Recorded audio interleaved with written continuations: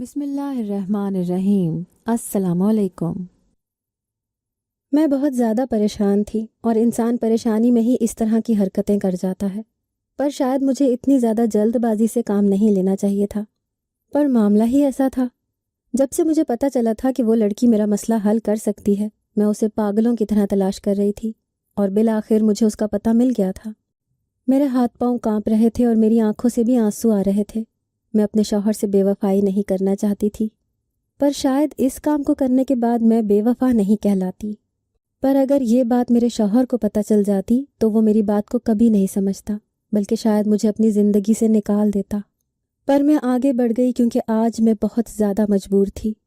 पर जब अंदर दाखिल हुई तो सामने का मंजर देखकर हैरान रह गई, क्योंकि वहाँ कोई औरत नहीं बल्कि 8। मेरा नाम सलमा है। मैं अपने माँ बाप की इकलौती औलाद थी। जब मैं 16 साल की हुई तो मेरे माँ बाप मेरी शादी करना चाहते थे। उनको शादी की बहुत जल्दी थी और उनकी नज़र में ऐसा रिश्ता सबसे अच्छा था जिसमें लड़के की नौकरी और तनख्वाह पक्की हो कि वो अपनी ज़िंदगी अच्छे तरीके से गुजार सके। मेरे माँ बाप ने एक ऐसे रिश्ते के लिए हाँ कर दी जिसमें लड़का बाहर के मुल्क होता था और 2 साल में उसे सिर्फ 1 महीने की छुट्टी मिलती थी। इसके अलावा वो 10 साल तक वापस नहीं आ सकता था। यानी मुझे मेरे शौहर की ज़िंदगी का मुश्किल से 1-1.5 साल ही मिलने वाला था, जबकि मेरी अपनी ज़िंदगी के 10 साल ज़ाया हो जाते। मैं तो शादी नहीं करना चाहती थी और ऐसे लड़के से तो बिल्कुल भी नहीं। पर मेरे माँ बाप ने मेरी एक भी बात को नहीं सुनना पसंद किया कि तुम अभी बच्ची हो, तुम्हें क्या पता, हम जो तुम्हारे लिए फ़ैसला करेंगे वो बिल्कुल ठीक होगा, और उसी जगह पर मेरा रिश्ता तय कर दिया। मैं बहुत ज़्यादा परेशान रहती थी। शादी से पहले ही मुझे ये लगने लगा था कि मेरी ज़िंदगी बर्बाद हो गई है। मेरी ज़िंदगी वहाँ बिल्कुल भी अच्छी नहीं गुजरेगी। मेरे शौहर का नाम सरमद था। वो देखने में बहुत खूबसूरत और अच्छा इंसान लगता था, लेकिन शादी के लिए भी वो सिर्फ 10 दिन की छुट्टी लेकर ही आया था, जिसमें से 5 दिन पहले ही गुजर चुके थे। इसका मतलब कि वो वलीमे से 2 दिन बाद वापस जाने वाला था। मैं तो यही सोचकर ये दिन गुजारती रही कि वक्त गुजर जाएगा और मेरा शौहर मुझसे दूर चला जाएगा। उसका कहना था कि मैं अगले साल ज़रूर आऊँगा, लेकिन अगले साल में तो अभी बहुत वक्त था। मैं जानबूझकर अपने शौहर से दूर दूर रहती थी कि कहीं मुझे उसकी आदत ना हो। लेकिन 3-4 दिन में क्या हो सकता था? 3-4 दिन तो गुजर ही गए। मेरा शौहर दूसरे मुल्क में चला गया और मैं बस उसे देखती ही रह गई। मुझे तो इतनी इजाज़त भी नहीं मिली कि मैं एयरपोर्ट उसे छोड़ने के लिए जाती। घर में ही सबके सामने दूर से खुदा हाफिज़ बोला और वो चला गया। वो बहुत ज़्यादा पुरुम्मीद था। उसने कहा कि मैं वापस ज़रूर आऊँगा, लेकिन दिन इसी तरह गुजर रहे थे। मेरे माँ बाप सिर्फ ये देखते थे कि उस घर में मुझे किसी चीज़ की कमी नहीं है, लेकिन सबसे बड़ी कमी तो मुझे मेरे शौहर की ही थी। फिर 2 महीने बाद मुझे ये पता चला कि मैं माँ बनने वाली हूँ, तो मुझे बहुत खुशी हुई। मुझे उम्मीद नहीं थी कि मुझे इतनी जल्दी ये खुशखबरी मिल जाएगी, लेकिन मैंने अपने शौहर के साथ 5 दिन गुजारे थे। मैं इस बात से बहुत खुश थी कि मेरी औलाद दुनिया में आ जाएगी तो चलो उसके साथ मेरा वक्त अच्छा गुजर जाएगा। मैं बहुत खुश थी। ये बात मेरे शौहर को भी बता दी गई, लेकिन जब मेरा बेटा इस दुनिया में आया तो मेरा शौहर नहीं आ सका, जबकि उसने वादा किया था कि वो ज़रूर आएगा। फिर भी खुश थी क्योंकि अल्लाह ने मुझे प्यारे से बेटे से नवाजा था और अब मेरा दिन उसी के सहारे गुजरता था। इस सब में मुझ पर मेरे ससुराल वाले बहुत जुल्म करते थे। वो मुझसे बहुत सारे काम करवाते थे और मेरे शौहर से मेरी शिकायत भी किया करते थे। हम लोग फ़ोन पर भी एक दूसरे से झगड़ा ही करते रहते थे। वो कहता था कि मैं तुम्हें अपने माँ बाप के पास छोड़ गया हूँ, तुम्हारा फ़र्ज़ बनता है कि उनका ख्याल रखो। मैं कहती थी ठीक है, उनका ख्याल नहीं रखती हूँ मैं चुपचाप उसकी बातें सुनती रहती। अगर उसको अपनी माँ की बात पर इतना ही यकीन था तो फिर मेरी बात का यकीन कैसे करता। वो कहता था कि तुम कोई सफाई नहीं देती हो क्योंकि तुम गलत हो, तुम्हारे पास बोलने के लिए कुछ भी नहीं। मैंने कहा कि आप जो चाहे वो समझ लें। अभी तक तो मुझे पूरी तरह से ये भी महसूस नहीं हुआ कि मेरी शादी हो गई है और मेरा शौहर मुझसे दूर चला गया था, और 1 साल हो गया और वो वापस नहीं आया था। ऐसा लगता था ज़िंदगी में इससे बुरा और कुछ नहीं हो सकता था, लेकिन फिर कुछ इससे भी ज़्यादा बुरा हो गया। जब हमें एक दिन फ़ोन आया, ये फ़ोन उस जगह से आया था जहाँ पर मेरा शौहर काम करता था।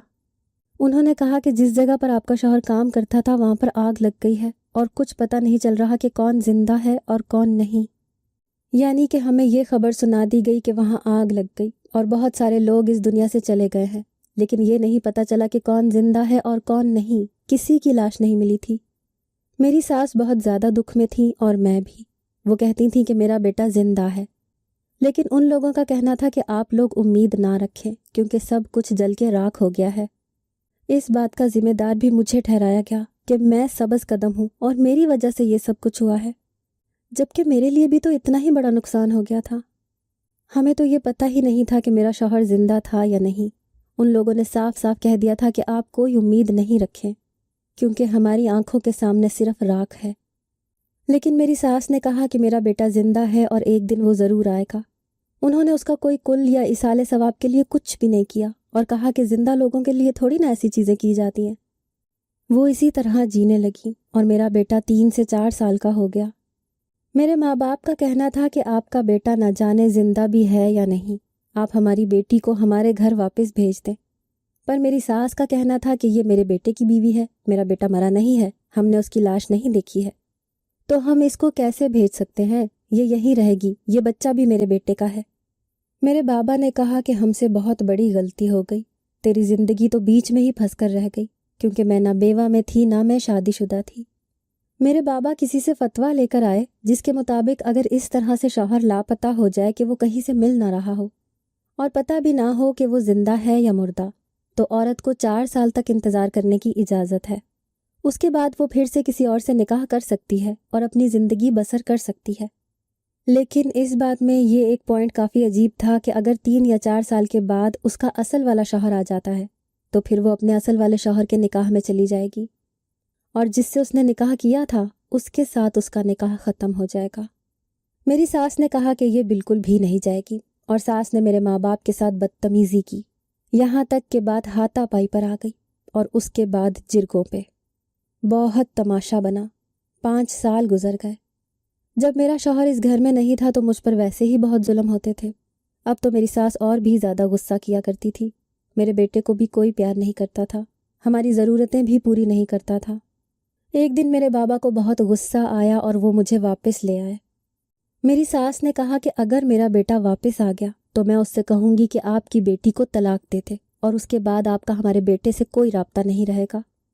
میرے بابا نے کہا بالکل، آپ بے شک ایسا ہی کیجیے گا، لیکن میں اپنی بیٹی کی زندگی برباد نہیں کروانا چاہتا۔ 5 سال ہو گئے ہیں، اگر وہ زندہ ہوتا تو ضرور واپس آ جاتا۔ وہ اس دنیا سے چلا گیا ہے، آپ اس حقیقت کو قبول کر لیں۔ میرے لیے یہ سب کچھ بہت مشکل تھا۔ میرا شوہر اس دنیا میں تھا یا چلا گیا تھا، مجھے پتہ بھی نہیں تھا کہ کیا وہ زندہ ہے یا نہیں۔ سب یہی کہہ رہے تھے کہ وہ نہیں آئے گا۔ میرے دل میں تو امید تھی، لیکن گزرتے وقت کے ساتھ وہ امید ختم ہو گئی۔ میں اپنے ماں باپ کے گھر رہنے لگی اور ابھی 2 مہینے ہی ہوئے تھے کہ میرے ماں باپ دونوں ہی ایک حادثے میں جاں بحق ہو گئے۔ مجھے ایسا لگتا تھا کہ ساری مصیبتوں نے میرا ہی گھر دیکھ لیا تھا۔ پہلے میری پسند کے بغیر شادی کروا دی گئی، پھر میرا شوہر مجھے چھوڑ کے چلا گیا، پھر وہ لاپتہ ہو گیا۔ میرے ساس سسر نے مجھ پر الزامات لگائے، مجھے ذلیل کیا۔ میرے ماں باپ نے مجھے اپنے گھر میں پناہ دی اور میں یہ سوچنے لگی کہ میں یہاں پر محفوظ رہوں گی، تو میرے ماں اور باپ بھی اس دنیا سے چلے گئے۔ لیکن میرے ماں باپ کا کاروبار تھا جو کہ مجھے ہی سنبھالنا تھا۔ میرے لیے سب کچھ مشکل تھا، وہ بھی ایک چھوٹے بچے کے ساتھ۔ مجھے میری ایک پرانی دوست ملی جس کو میں نے یہ سب کچھ بتایا تو اس نے مجھے ایک اچھا مشورہ دیا۔ اس نے کہا کہ تم کاروبار سنبھالو۔ میں یہ سب کچھ بیچ کر یہاں سے جانا چاہتی تھی۔ اس نے کہا کہ لاہور بہت اچھی جگہ ہے، یہاں پر کوئی بھوکا نہیں سوتا ہے، تم یہیں پر رہو، سب کچھ ٹھیک ہو جائے گا۔ وہ میری مدد بھی کیا کرتی تھی۔ اس کے ساتھ مل کر میں نے اپنے کاروبار کو بہتر بنانے کی کوشش کی، کیونکہ وہ پڑھی لکھی تھی۔ اس نے مجھے کافی کچھ ایسا سکھایا جو میرے بہت کام آیا۔ لیکن پھر اس کے شوہر کا کام ایسا تھا کہ وہ باہر کے ملک چلی گئی اور اب میرا اس سے صرف فون پر ہی رابطہ ہوتا تھا، لیکن ابھی بھی وہ مجھے اچھے مشورے دیتی تھی۔ مجھے پھر سے ایسا لگنے لگا کہ زندگی اپنی ڈگر پر آ گئی ہے، اپنے پیسے کماؤں گی، ماں باپ کا کاروبار سنبھال بھی لوں گی اور اپنے بچے کو پالنے کے لیے سب کچھ کروں گی۔ پر پھر کچھ ایسا ہوا کہ میری ساری ہمت ٹوٹ گئی اور اس دن مجھے اندازہ ہوا کہ آپ چاہے زندگی میں جتنی بھی ہمت کر لو وہ کم ہی پڑ جاتی ہے، کیونکہ میرے بیٹے کی طبیعت بہت خراب رہنے لگی تھی۔ جب میں اسے ڈاکٹر کے پاس لے کر گئی تو ڈاکٹر نے مجھے کہا کہ آپ کے بیٹے کو ہڈی کا کینسر ہے، جس کا علاج آپریشن ہے، اور اس کے لیے ہڈی کے اندر جو گودا ہوتا ہے اسے بدلنا پڑے گا، یعنی کہ بون میرو ٹرانسپلانٹ کرنا پڑے گا۔ اور اس کو بون میرو ٹرانسپلانٹ کرنے والا اس کا کوئی اپنا رشتہ دار ہی ہونا چاہیے، باپ یا پھر اس کا بھائی یا بہن۔ میرے شوہر کا کچھ پتہ نہیں تھا کہ وہ کہاں پر ہے، اور میرے بیٹے کا کوئی بہن یا بھائی بھی نہیں تھا، لیکن پھر قریبی رشتہ داروں کے کچھ ٹیسٹ کروانا ضروری تھے۔ جب میں اپنے سسرال میں گئی، میں نے کہا کہ آپ کے پوتے کی زندگی کا سوال ہے، پھر بھی انہوں نے میری بات نہیں مانی، مجھے گھر سے نکال دیا۔ انہوں نے کہا کہ اب تم کو ہماری ضرورت پڑ گئی ہے۔ میں نے کہا کہ ضرورت پڑی ہے تو آپ کے بیٹے کی اولاد کے لیے ہی ضرورت پڑی ہے، کیا وہ آپ کا کچھ نہیں لگتا؟ کیا آپ مدد نہیں کریں گے؟ انہوں نے کہا کہ ہم کوئی مدد نہیں کریں گے۔ شاید میرے دیور کا بون میرو اس کے ساتھ میچ ہو سکتا تھا، لیکن اس نے بھی صاف انکار کر دیا تھا۔ اب میرے پاس کوئی راستہ نہیں تھا۔ مجھے ڈاکٹر نے کہا کہ آپ کے بیٹے کا کوئی بھائی یا بہن ہوتی تو پھر ہم آپ کے بیٹے کو بچا سکتے تھے، لیکن اب ہمارے پاس کوئی راستہ نہیں۔ ہم کوشش کرتے ہیں کہ شاید اتفاق سے اس کا بون میرو کسی اور کے ساتھ میچ ہو جائے تو اس کا آپریشن ہو جائے، لیکن ایسا ہونا تقریباً ناممکن تھا کیونکہ میرے بیٹے کے پاس زیادہ وقت نہیں تھا۔ میں جگہ جگہ پھرتی تھی، بار بار ڈاکٹروں کے پاس جاتی تھی، لوگوں سے ٹیسٹ کروانے کی منت کرتی تھی۔ میں کہتی تھی میں اپنا سب کچھ بیچ دوں گی، لیکن آپ میری مدد کریں۔ اور سچ تو یہ تھا کہ واقعی مجھے اپنا سب کچھ بیچ کر ہی اپنے بیٹے کی جان بچانی تھی، اگر مجھے صحیح ڈونیٹ کرنے والا مل جاتا تب بھی۔ مجھے کہا گیا کہ اگر میں اپنے بیٹے کا کوئی بہن یا بھائی پیدا کروں تو شاید اس کا بون میرو میرے بیٹے کے ساتھ میچ ہو جائے، لیکن یہ سب میں کیسے کرتی؟ میرا شوہر میری زندگی میں تھا ہی نہیں۔ میں نے یہ بات اپنی دوست کو بتائی اور اس نے کہا کہ اللہ ایک دروازہ بند کرتا ہے تو دوسرا دروازہ کھول دیتا ہے۔ آج ہی خبروں میں سن رہی تھی کہ لاہور کی ایک لڑکی نے ایک ایسی چیز ایجاد کی ہے جو تمہارے کام آ سکتی ہے۔ وہ لاہور کالج میں پڑھتی ہے اور بہت زیادہ سمجھدار ہے۔ اس کی ایجاد سے سب لوگ حیران ہو گئے ہیں، شاید وہی تمہاری مدد کرے گی اور سب کچھ ٹھیک ہو جائے گا۔ میں نے کہا کہ اس نے ایسا کیا ایجاد کیا ہے؟ تو میری دوست نے مجھے ایسی بات بتائی کہ میں حیران رہ گئی۔ اس نے کہا کہ اس نے ایک ایسی مشین ایجاد کی ہے جس میں عورت بنا شوہر کے بھی بچہ پیدا کر سکتی ہے، اور میرے لیے آخری آپشن یہی تھا کہ میں ایک بچہ پیدا کروں، جبکہ میرا شوہر اس دنیا میں تھا یا نہیں یہ مجھے پتہ نہیں تھا، اس لیے میرے مسئلے کا حل تو شاید یہی تھا۔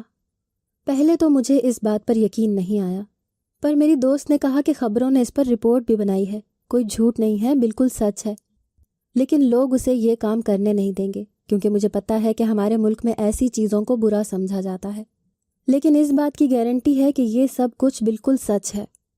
میں نے کہا کہ پھر میں ضرور اس کے پاس جاؤں گی، وہ مجھ سے جتنے بھی پیسے مانگے گی میں دوں گی۔ میں اپنے بیٹے کی جان بچانے کے لیے کچھ بھی کرنے کو تیار تھی۔ ڈاکٹروں کا کہنا تھا کہ اگر میرا بچہ پیدا ہو گیا اور وہ 1 سال کا ہو گیا تو 1 سال کے بچے سے بھی ہڈی کا گودا لے سکتے ہیں، اور میرے بیٹے کے پاس کم سے کم بھی 2 سال کا وقت تھا۔ پہلے میں ماری پھر رہی تھی تو مجھے کچھ بھی مدد نہیں مل پا رہی تھی، لیکن اب مجھے لگ رہا تھا کہ سب کچھ ٹھیک ہو سکتا ہے، اور مجھے امید کی ایک کرن نظر آئی تھی، اسی لیے میں نے ارادہ کر لیا۔ میں لاہور میں ہی رہتی تھی اور میری دوست نے مجھے اس کا پتہ اور فون نمبر بھی لے کر دیا۔ جب میں نے فون کیا تو فون پر تو میرا اس سے رابطہ نہیں ہو سکا، لیکن میں نے سوچا کہ میں ضرور اس کے پاس جاؤں گی اور جا کر اسے اپنے بارے میں بتاؤں گی۔ میں اس سے منت کروں گی کہ اگر واقعی وہ ایسا کر سکتی ہے تو کر دے، تاکہ میرے بیٹے کی زندگی بچ جائے۔ میں نے اپنی زندگی میں بہت کچھ کھو دیا تھا، اپنے شوہر کو بھی، اپنے ماں باپ کو بھی، اب اپنے بیٹے کو کھونا نہیں چاہتی تھی۔ میرے اندر اتنی ہمت نہیں تھی کہ میں ایک اور صدمہ برداشت کر سکتی۔ اگر مجھے ایک اور صدمہ ملتا تو میں پاگل ہو جاتی۔ مجھے برے خواب آتے ہیں، میری زندگی کی ساری امید میری اولاد، میرے بیٹے علی پر ہی ٹکی ہوئی تھی۔ اسی کو دیکھ کر تو میں زندہ رہتی تھی، اور میری زندگی میں تھا ہی کیا؟ شاید دنیا کی سب سے بدقسمت لڑکی تھی۔ اور یہ سب میرے ساتھ کیوں ہوا؟ میرے ماں باپ نے میری شادی کا فیصلہ غلط کیا تھا، یا ان کو میری یہاں شادی نہیں کرنی چاہیے تھی؟ فتوے کے مطابق تو میں اب کسی اور سے نکاح کرنے کی مجاز تھی، لیکن میں خود ہی ایسا نہیں کرنا چاہتی تھی۔ یا تو میں بیوہ ہو چکی تھی یا ابھی بھی اپنے شوہر سے نکاح میں تھی۔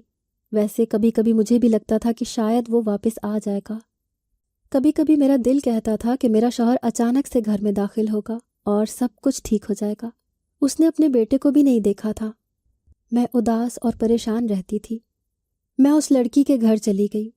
پہلے تو کسی نے دروازہ ہی نہیں کھولا، لیکن میں بھی یہاں پر کسی مقصد سے ہی آئی تھی۔ میں نے دروازے پر دستک دی، بار بار دستک دی، اور پھر ایک بوڑھی عورت نے دروازہ کھولا۔ میں نے کہا کہ میں آپ کی بیٹی عائشہ سے ملنا چاہتی ہوں جو کالج میں پڑھتی ہے، اور اس نے ایک بہت اچھی ایجاد کی ہے۔ انہوں نے کہا کہ تم کون سے اخبار سے آئی ہو؟ ہم لوگ تو تنگ آ گئے ہیں۔ میں نے کہا کہ آنٹی میں بڑی مجبور ہوں، میرے بیٹے کی زندگی کا سوال ہے۔ میں نے رونا شروع کر دیا۔ انہوں نے کہا کہ اچھا رو نہیں، اندر آ جاؤ۔ انہوں نے مجھے پانی پلایا اور کہا کہ تم یہاں پر بیٹھو۔ پتہ نہیں ہماری بیٹی کیسی عجیب نکلی ہے، ہمارے پورے خاندان میں کسی نے اس طرح کی حرکت نہیں کی۔ یہ ہماری ناک کٹوا چکی ہے، اس سے شادی کون کرے گا؟ وہ اسی طرح کی باتیں کر رہی تھیں۔ شاید ان کو پتہ نہیں تھا کہ یہ بہت بڑی ایجاد تھی، لیکن بوڑھے لوگوں کو کہاں پتہ ہوتا ہے۔ ان کو اپنی بیٹی پر ذرا سا بھی فخر نہیں تھا۔ وہ تو اپنی بیٹی کو اس طرح سے کوس رہی تھیں جیسے اس نے کوئی بہت بڑا گناہ کر دیا ہے اور سارے خاندان میں اسے کسی جگہ بھی منہ دکھانے کے قابل نہیں چھوڑا ہے۔ انہوں نے کہا کہ میری بیٹی سو رہی ہے، میں اس کے لیے ناشتہ بناتی ہوں، پھر تم اس سے جا کر بات کر لینا۔ میں وہیں پر بیٹھی رہی۔ انہوں نے اپنی بیٹی کا ناشتہ بنا کر اس طرح پیش کیا کہ جیسے کسی غیر کو کہتے ہیں کہ رانی صاحبہ اٹھ جائیں اور ناشتہ کر لیں۔ اس نے ناشتہ کر لیا۔ اس کے بعد وہ بیٹھک میں آ کر بیٹھ گئی اور وہ میرے سامنے بیٹھی تھی۔ میں نے اسے اپنا تعارف کروایا اور بتایا کہ میں چھوٹا موٹا کاروبار کرتی ہوں، میرا ایک بیٹا ہے جو بہت بیمار ہے، میرے شوہر لاپتہ ہو چکے ہیں اور میں امید سے ہونا چاہتی ہوں۔ اس نے کہا کہ اس مشین نے تو واقعی مجھے عجیب سے موڑ پر لا کر کھڑا کر دیا ہے۔ اگر آپ واقعی مجھ سے یہ سب کروانا چاہتی ہیں تو آپ میری پہلی گاہک ہیں، کیونکہ ابھی تک تو لوگوں کو مجھ پر بھروسہ ہی نہیں ہے، لیکن اس کام کے بہت زیادہ پیسے لگیں گے۔ میں نے کہا کہ کتنے پیسے؟ تو اس نے جو مجھے بتایا وہ میرے لیے جمع کرنا مشکل تھے، لیکن میں اپنے گھر کو گروی رکھ کے یہ سب کچھ کر سکتی تھی۔ میرے لیے یہ سب کچھ آسان نہیں تھا۔ میں نے کہا کہ کیا وہ تھوڑی سی رعایت نہیں کر سکتی؟ اس کا کہنا تھا کہ نہیں، اور پھر آپ نے ہی تو کہا تھا کہ اپنے بیٹے کے لیے کچھ بھی کر سکتی ہیں۔ میں نے کہا کہ ایسا ہو تو جائے گا نا۔ اس نے کہا کہ اگر ایسا نہیں ہوگا تو آپ اپنے پیسے واپس لے جانا۔ وہ بہت زیادہ پر اعتماد تھی۔ میں نے کہا کہ میں مشین دیکھ سکتی ہوں؟ تو اس نے کہا کہ ہاں، لیکن اس سے پہلے آپ کو کچھ پیسے ایڈوانس میں دینے ہوں گے، تبھی میں آپ کو مشین دکھاؤں گی، اور یہ سب کچھ آپ نے کسی کو بتانا بھی نہیں ہے۔ میں نے کہا کہ ٹھیک ہے، میں پیسوں کا انتظام کرتی ہوں۔ میں نے اپنے گھر کو گروی رکھ دیا۔ پہلے ہی میں کسی سے اس بارے میں بات کر چکی تھی۔ اس کے بعد مجھے کچھ پیسے مل گئے تو میں اس لڑکی کے گھر آ گئی اور میں نے وہ پیسے اس کے حوالے کر دیے۔ اس نے مجھ سے تقریباً 40 لاکھ روپے مانگے تھے، جس میں سے 20 لاکھ میں دے چکی تھی۔ اس نے کہا کہ وہ آپ کے کچھ ٹیسٹ وغیرہ کروائے گی، وہ بھی کروائے گئے، لیکن مجھے کچھ عجیب سا لگ رہا تھا، ڈر لگ رہا تھا۔ اس کے بعد اس نے ایک دن مجھے وہ مشین دکھائی۔ میں نے اس مشین کو دیکھا تو میں حیران رہ گئی۔ وہ مشین ایسی تھی کہ جیسے اس کے اندر ایک عورت لیٹ سکتی تھی اور اس کے اوپر ایک خول آ جاتا تھا۔ اس کے علاوہ اندر کچھ سسٹم لگے تھے، لیکن مجھے اس چیز کی سمجھ نہیں آ رہی تھی۔ ابھی بھی یقین نہیں ہو رہا تھا، لیکن میں جب بھی کوئی بات کرتی تو وہ لڑکی کہتی کہ اگر آپ کا کام نہیں ہوا تو آپ اپنے پیسے واپس لے جانا۔ اس نے مجھے اپنا نمبر بھی دیا، اپنا شناختی کارڈ بھی دے دیا، اپنے گھر کا پتہ بھی بتا دیا، اپنے باپ کا نمبر، شناختی کارڈ بھی دیا۔ میں نے کہا کہ ٹھیک ہے، اور میں نے اس کی بات مان لی۔ اس نے کہا کہ آپ کو پتہ بھی نہیں چلے گا کہ آپ کے ساتھ کیا ہوا ہے اور سب کچھ ٹھیک ہو جائے گا۔ اس نے مجھ سے پیسے بھی لے لیے تھے اور باقی کی پروسیسنگ بھی کر دی تھی۔ میں ایک دن اس کے گھر چلی گئی تھی۔ اس نے مجھے کھانے کے لیے کوئی دوائی دی تھی اور کہا تھا کہ میں بہت زیادہ پانی پی لوں۔ اس کے بعد میں بے ہوش ہو گئی تھی، پر جب آنکھ کھلی تو اس نے کہا کہ کام ہو چکا ہے۔ مجھے ایسا لگا کہ اس نے کچھ کیا ہی نہیں ہے۔ میں نے بھی اپنی عقل استعمال کرنے کا سوچا اور کہا کہ جب تک مجھے ڈاکٹر یہ نہیں بتاتی کہ میں امید سے ہوں یا نہیں، میں تمہیں باقی کے پیسے نہیں دوں گی۔ اس نے کہا کہ ٹھیک ہے، آپ چاہیں تو ایسا ہی کر لیں۔ میں نے 1.5 مہینے انتظار کیا، اور 1.5 مہینے بعد یہ خبر سن کر میں حیران رہ گئی کہ میں واقعی امید سے تھی اور ماں بننے والی تھی۔ میری خوشی کی انتہا نہیں تھی۔ میں نے اپنے شوہر کے ساتھ بے وفائی نہیں کی تھی، بھلے ہی وہ اس دنیا میں تھا یا نہیں، لیکن مجھے اس بات کی تسلی تھی کہ میں نے کسی سے شادی نہیں کی تھی اور یہ سب کچھ اپنی اولاد کی جان بچانے کے لیے کیا تھا۔ میں نے اسے باقی کے پیسے بھی دے دیے اور اس نے کہا کہ جب آپ کی اولاد ہو جائے تو مجھے ضرور بتائیے گا، میں بھی اس سے ملنے کے لیے آؤں گی۔ مجھے یہ دیکھ کر خوشی تھی کہ اس کا تجربہ کامیاب ہو گیا ہے، لیکن جیسے میں نے آپ کو پہلے بتایا تھا کہ کچھ لوگ میرے پیچھے پڑ گئے ہیں اور وہ کہتے ہیں کہ میں اس طرح کا کوئی کام نہیں کروں۔ سارے مولوی اور فتویٰ دینے والے لوگ ہیں، اسی لیے مجھے یہاں سے جانا ہوگا۔ آپ کا کام تو ہو گیا ہے، تو اب میں اگر یہاں سے چلی جاؤں تو یہ مت سمجھنا کہ میں بھاگ گئی ہوں۔ میں نے اس کا شکریہ ادا کیا اور کہا کہ ایسا کچھ نہیں سمجھوں گی، آپ کی بہت مہربانی۔ اس نے کہا کہ ہم یہ جگہ چھوڑ کر جا رہے ہیں، ہم لاہور میں ہی لیکن کسی اور علاقے میں شفٹ ہو رہے ہیں۔ آپ کے پاس میرا نمبر ہے، آپ مجھے فون کر لیجیے گا اگر آپ کو کسی بھی چیز کی ضرورت ہوئی تو۔ وہ وہاں سے چلی گئی اور میں اپنی زندگی میں مصروف ہو گئی۔ اب میں کرائے کے گھر میں آ گئی تھی کیونکہ میرے پاس میرا گھر نہیں تھا، لیکن ابھی بھی کاروبار تھا۔ پر اب میرے لیے کاروبار چلانا کافی مشکل ہو گیا تھا کیونکہ میری طبیعت بہت زیادہ خراب رہتی تھی۔ ڈاکٹر کا کہنا تھا کہ یہ وقت گزر جائے گا، سب کچھ ٹھیک ہو جائے گا۔ ایک دن میری زندگی میں پھر سے ایک برا دن آیا۔ میرے بیٹے کی طبیعت بہت خراب تھی اور میری بھی۔ باہر بہت زیادہ بارش ہو رہی تھی، رات کا وقت تھا۔ مجھے خود بھی ڈاکٹر کے پاس جانے کی ضرورت تھی اور اپنے بیٹے کو ڈاکٹر کے پاس لے کے جانا تھا، لیکن سمجھ نہیں آ رہی تھی کہ یہ سب کچھ کیسے ہوگا کیونکہ مجھے تو کوئی رکشہ بھی نظر نہیں آ رہا تھا۔ اور ایسی حالت میں اپنے بیٹے کو گود میں اٹھا کے میں بارش میں کیسے ڈاکٹر کے پاس جا سکتی تھی؟ کیا ایسے مجھے کوئی ڈاکٹر مل جاتا؟ گھر کے دروازے پر دستک ہوئی۔ میں حیران رہ گئی کہ کون آیا ہوگا۔ جب میں نے دروازہ کھولا تو مجھے ایک وجود نظر آیا۔ میں نے دیکھا کہ یہ کون ہے، شاید میں نے پہچانا ہی نہیں۔ جب اس نے میرا نام پکارا اور وہ آگے بڑھ کر کمرے کے اندر آ گیا تو میں نے اسے غور سے دیکھا اور میرے قدموں تلے سے زمین نکل گئی، کیونکہ یہ کوئی اور نہیں بلکہ میرا شوہر تھا۔ میں بے ہوش ہو گئی۔ وہ مجھے ہسپتال لے گیا اور ہسپتال میں اس نے کہا کہ وہ زندہ تھا، لیکن میرے پاس نہ تو میرا پاسپورٹ تھا اور نہ ہی 1 روپیہ، اور میں کسی اور ہی علاقے میں پہنچ گیا تھا۔ واپس آنے میں بہت مشکل ہوئی مجھے، لیکن میں تمہارے پاس واپس آ گیا ہوں۔ میں نے سب کچھ بتایا۔ جب اس نے مجھے دیکھا کہ میں ماں بننے والی ہوں تو وہ حیران رہ گیا۔ میں نے یہ سب کچھ بھی بتایا کہ یہ کیسے ہوا ہے۔ میری طبیعت وہیں پر خراب ہو گئی اور اللہ نے مجھے ایک بیٹی سے نوازا۔ لیکن جب میری بیٹی تھوڑی بڑی ہوئی تو پتہ چلا کہ اس کی ہڈی کا گدا میرے بیٹے سے نہیں ملتا ہے، پر میرے شوہر کی ہڈی کا گدا میرے بیٹے سے میچ کر گیا۔ میرے بیٹے کا آپریشن ہو گیا اور وہ صحیح سلامت بچ گیا۔ میرے شوہر نے کہا کہ مجھے پتہ ہے تم نے بے وفائی نہیں کی ہوگی، لیکن جس طرح تم بتا رہی ہو اس طرح سے بھی نہیں ہوتا ہے۔ جب ہم نے تھوڑی تفتیش کی اور پتہ کیا تو پتہ چلا کہ اس لڑکی نے ایسی کوئی مشین نہیں بنائی تھی، بلکہ اس نے وہی عام کام جس کو ٹیسٹ ٹیوب بیبی کہتے ہیں، اس کے ذریعے ہی میرا علاج کروایا تھا۔ لیکن وہ 6 سے 12 لاکھ میں ہوتا ہے، جبکہ اس کام کے اس نے مجھ سے 40 لاکھ روپے لیے تھے۔ وہ اپنے گھر سے چلی گئی تھی اور جو نمبر اس نے مجھے دیا تھا وہ بند تھا۔